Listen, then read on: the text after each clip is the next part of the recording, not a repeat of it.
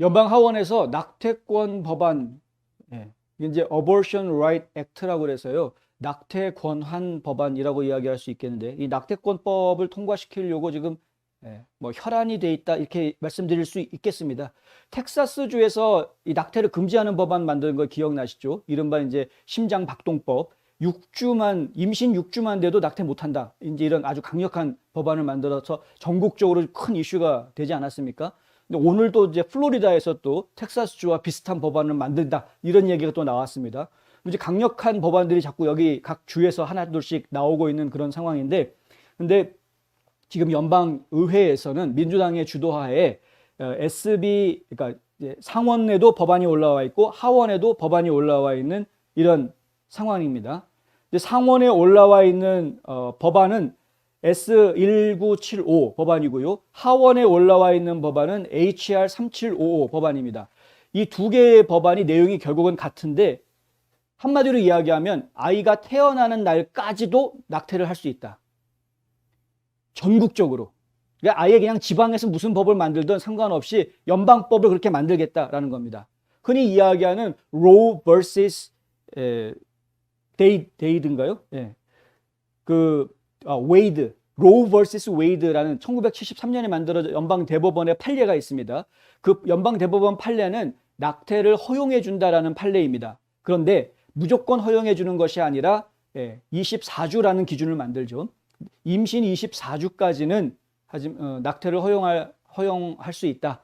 6개월입니다. 6개월. 임신 6개월. 그 이후로는 낙태를 할 수 없다. 이제 이렇게 기준선을 만들어 줍니다. 이것을 기준으로 해서 각 주마다 약간씩 다른 낙태법들을 제정해서 운영을 하고 있습니다. 어떤 주는 뭐 20주, 어떤 주는 뭐 28주, 뭐 이런 식으로 기간들의 조정은 있습니다만은 대체로 기본적으로는 뭐 근친상간이라든가 아니면 강간을 통해서 원하지 않는 아이가 생겼을 때에는 부모들이 합의하에 낙태를 할 수 있다라든가, 산모나 아니면 태아의 건강에 이상이 있어서 출산을 시도했을 경우 둘 중에 생명에 위험한 문제가 생길 수 있다라는 의사의 소견이 있으면 낙태를 할 수 있다라든가, 이런 규정들을 만들어 놓고 그 규정에 적용이 되는 사람들은 낙태를 그 기간 안에는 할 수 있게 이제 이런 식으로 정해놓고 있습니다. 그런데 이 낙태를 허용해 주었던 이 대법원 판례인 로우 vs. 웨이드 판례를 아예 판례가 아니라 성문화, 아예 입법해가지고 법으로 만들겠다. 이제 이렇게 이야기하는 겁니다. 대법원의 판례이기 때문에 각 주마다 서로 다른 규정들을 가질 수가 있었던 것인데, 이것이 판례가 아니라 연방법으로 아예 만들어버리면 연방법이 지방법보다, 이 지역에 있는 주법보다 상위법이기 때문에 연방법으로 들고 나오면 주법이 힘을 쓸 수 없는 이런 소송에서 불리한 그런 문제가 생길 수 있는 것이죠. 그래서 연방법을 만들려고 지금 이제 상황을 이렇게 하고 있는 것입니다. 과연 낙태라는 문제를 연방의 법으로 만들어야 할 만한 이슈인 것인지, 이것 자체도 논란거리이긴 합니다만은, 어쨌든 지금 하원에서도 상원에서도 추진하고 있는 이 낙태 법안에 대해서 반대의 목소리들이 상당히 지금 많이 나오고 있습니다. 가장 크게 반발하고 있는 것은 물론 종교계입니다. 특히 캐토릭은 과거에 계속해서 낙태에 반대해오는 입장을 유지하고 있죠. 지금 사진에 보시는 이 대주교가 샌프란시스코에 있는 살바토레 코딜레온의 대주교인데, 이 살바토레 코딜레온의 대주교가 하는 이야기가 이렇습니다. 이름 자체가 잘못됐다. 이 법안의 이름 자체가 잘못됐다. 왜냐하면 민주당에서 이 법안을 낙태법이라고 부르지를 않고요. 이 법안 이름을 좀 특이하게 부릅니다. 제가 이거 써왔는데 아주 뭐 교묘하게 희한한 이름을 붙여가지고요. 이게 낙태법인지 아닌지 좀 헷갈리게. 제가 갑자기 좀 보려고 하니까 안 되는데. 예. 어쨌든 죄송합니다. 그 법안 이름을 잘못 지었다 이거죠. 이것은 자녀들을 희생시키는 것하고 다르지가 않다. 그러니까 자기 뱃속에 있는 자녀인데 얘를 그냥 죽이는 거 아닙니까? 이게 살인의 행위인데 사실. 예. 우리나라의 소위 친선택, 그러니까 프로초이스라고 이야기하는 친선택 옹호론자들이 그들이 가장 신성하게 여기는 것, 즉 태내에서 무고한 인간을 죽일 수 있는 권리를 보호하기 위해 어떤 극단으로 갈 것인지를 보여주는 법안이다. 이렇게 비판합니다. 이 낙태법에 대해서 매우 극단적인 법안인 것이죠. 제가 지금 계속 찾고 있습니다만.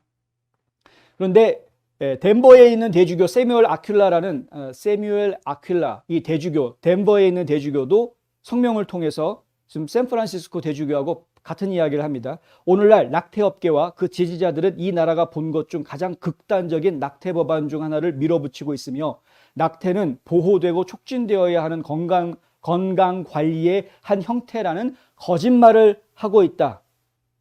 아, 이제 생각이 났습니다. 여성건강보호법이라고 이름이 붙어 있습니다. 민주당에서 붙인 이름이 낙태법이 아니라 여성건강보호법 이렇게 되어 있습니다.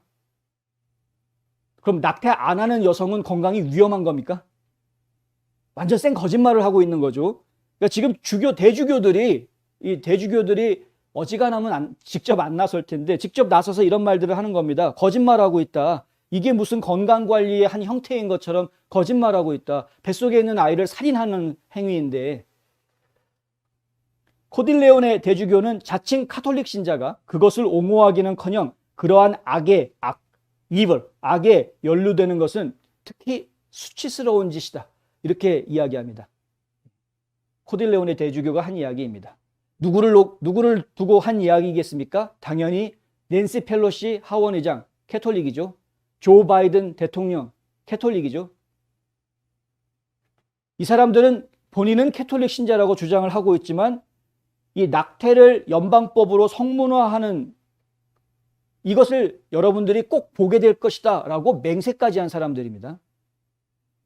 자기한테 표를 준 사람들이 결국은 낙태 옹호론자들이 표를 주었으니 그들의 말에 성원에 힘입어서 그들의 원하는 법을 만들어 주겠다 뭐 이런 식인 거죠 지금. 근데 로우 vs 웨이드라는 판례는 아까도 말씀드렸지만 분명한 예외 조항들을 가지고 있었고, 그리고 이 기간도 임신 6개월이라는 분명한 타임라인을 가지고 있었습니다. 이 이상은 용납할 수 없다. 그런데 지금 현재 여성건강보호법이라고 위장하고 있는 이 낙태법은 그런 게 아니지 않습니까? 아이가 태어나는 날까지도 낙태할 수 있다. 미친 짓입니다. 완전히 미친 짓. 이런 것을 이 나라의 대통령이라는 작자가, 그리고 연방 하원 의장이라는 작자가, 더군다나 캐톨릭 신도라고 이야기하는 그들이 이런 말도 안 되는 살인을 용납해주는 법안에 앞잡이가 돼 있다. 그들이 얼마나 피해 굶주린 인간인지 아주 적나라하게 보여주는 단면이라고 할 수 있겠습니다.